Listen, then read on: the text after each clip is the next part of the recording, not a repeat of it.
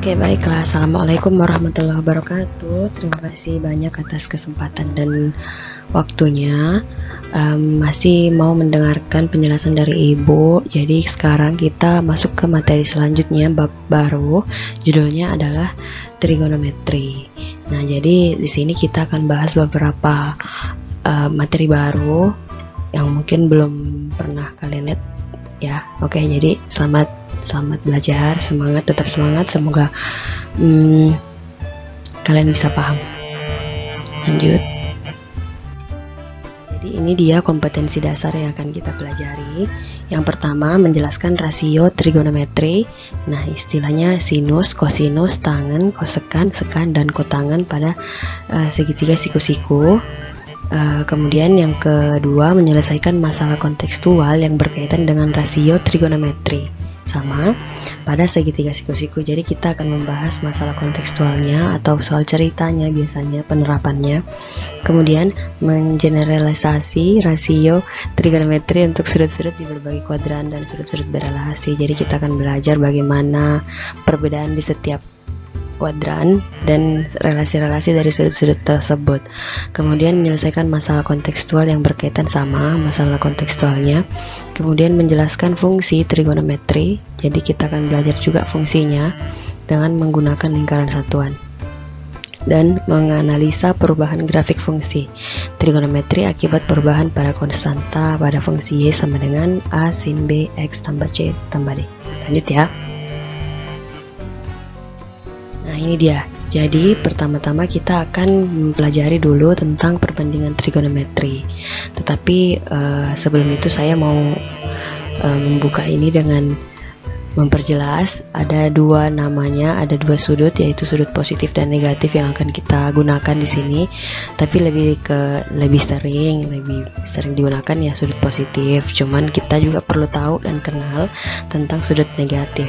Jadi perbedaan dari keduanya itu terletak dari cara kita menghitung. Nah, jadi kalau yang sudut positif itu berarti kita menghitung dari X ke Y di koordinat kartesius ya. Menghitungnya itu mulai dari kanan ke kiri atau berlawanan arah jarum jam. Ya, seperti itu, dari kanan ke kiri. Kemudian kalau sudutnya negatif, maka kita akan berangkat menghitung ke bawah, putarannya itu akan menjadi searah dengan arah jarum jam. Oke, bisa dipahami? Lanjut. Kemudian, jadi sekarang kita bahas perbandingan trigonometri pada segitiga siku-siku. Jadi kita akan kenalan sama beberapa istilah baru ya. Segitiga ini, segitiga A, B, dan C. A, B, C punya segitiga sebangun lainnya A, P, Q, dan AMN. Masing-masing siku-sikunya di B, P, sama M. Dan mereka punya satu sudut theta namanya, yang jadi patokannya. Mereka menghadap ke satu arah semuanya. Oke, jadi dari gambar ini saya bisa tunjukkan istilah sudut samping, depan, dan hipotenusanya atau sisi miring dari gambar ini. Jadi kita akan pisah-pisahkan ya. Oke, saya jabarkan dulu. Yang jadi depan dulu ya. A depan dalam segitiga ini sama saja. Segitiga ABC, depannya adalah BC, tulisan depan. Kemudian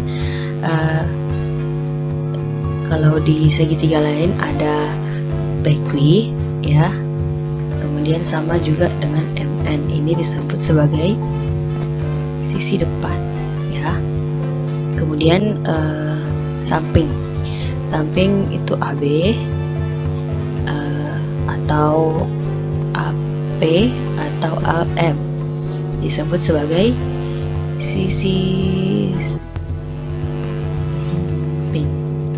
Kemudian AC sama AQ sama AN ya, dia disebut sebagai sisi miring atau istilah lainnya hipotenusa.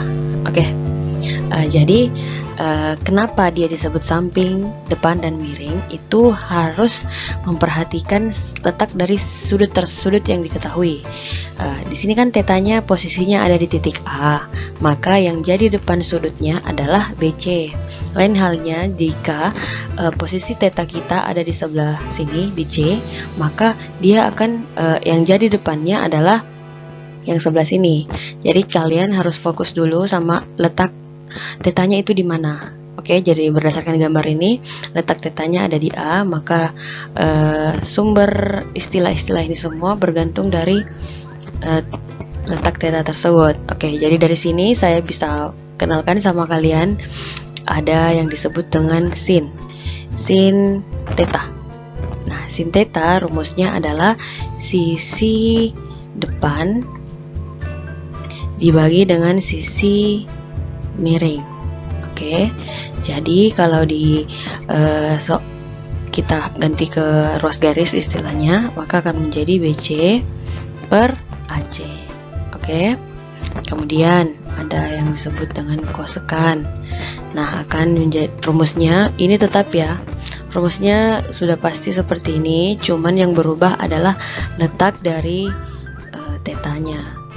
Jadi rumus cos adalah sisi samping per sisi miring, yaitu AB dibagi AC.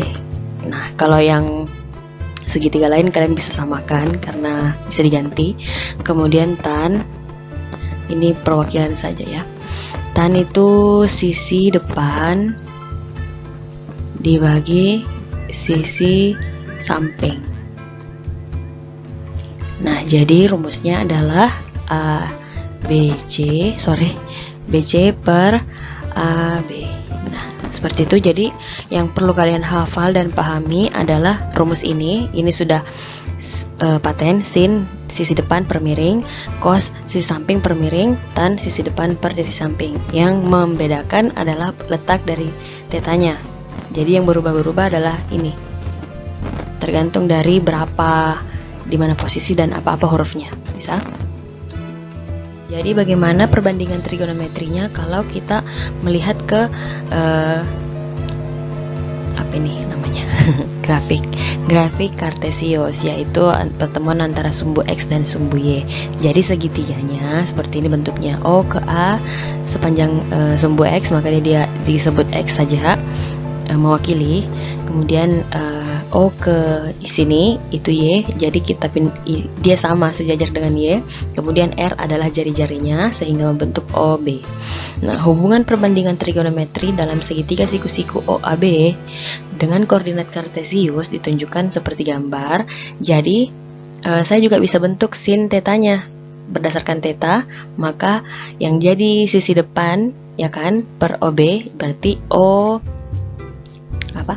AB sin depannya AB per OB miringnya berarti Y per R.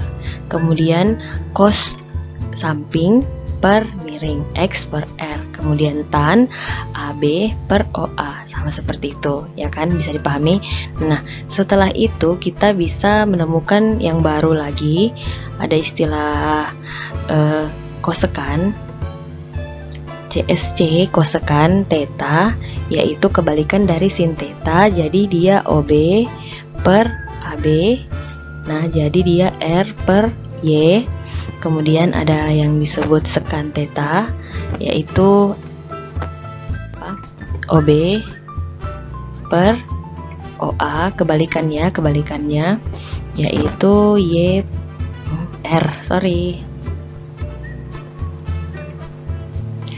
R per X. Kemudian yang terakhir kotangen atau kot OA per AB, yaitu jadinya X per Y. Oke.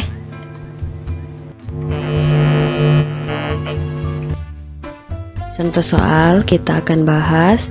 Yang pertama, seutas tali yang panjangnya 24 meter. Jadi ini adalah sebuah tali ya.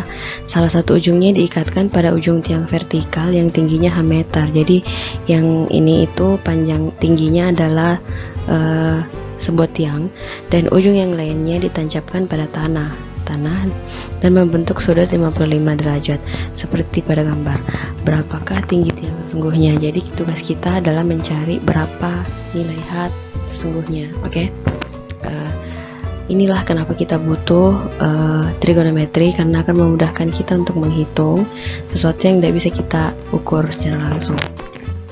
Jadi kita hanya mengandalkan sudutnya, sudut ya kan, theta, kemudian panjang tali tersebut, kemudian ini siku-sikunya di sebelah sini, berarti kita bisa tentukan H meter adalah sisi di depan sudut, kemudian 24 meter adalah sisi miring karena dia tepat ada di depan siku-sikunya. Jadi apa? Kita tuliskan dulu sisi depan dan sisi miring. Kalau ada sisi depan dan sisi miring, rumus apa yang kita gunakan? Iya, sin. Jadi kita akan gunakan sin 55 derajat. Saya langsung ganti saja sudutnya. Nah, setelah itu kita bisa tuliskan sisi depannya apa? H meter. Kemudian sisi miringnya adalah 24 meter. Nah, kita butuh kalkulator untuk mencari berapa sin 55. Kemudian hasil hitungannya nanti tunggu saya tuliskan kalau begitu. Sin 55 derajat. Nah, jadi ini akan kita kali silang untuk mendapatkan H. Jadi H sama dengan 24 dikali sin 55. Oke, kita lanjut di kalkulator. Oke, baiklah, jadi yang akan kita hitung tadi adalah sin 24 dikali sin 55 derajat. Kita ketikkan dulu sudutnya 55 dan kita klik sin. Hasilnya adalah 0,819.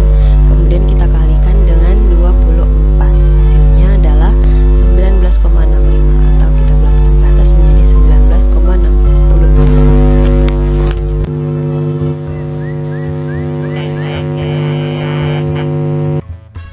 Jadi itu dia tadi pembahasan kita tentang awal perkenalan juga tentang trigonometri. Jadi terima kasih banyak, semoga kalian bisa paham.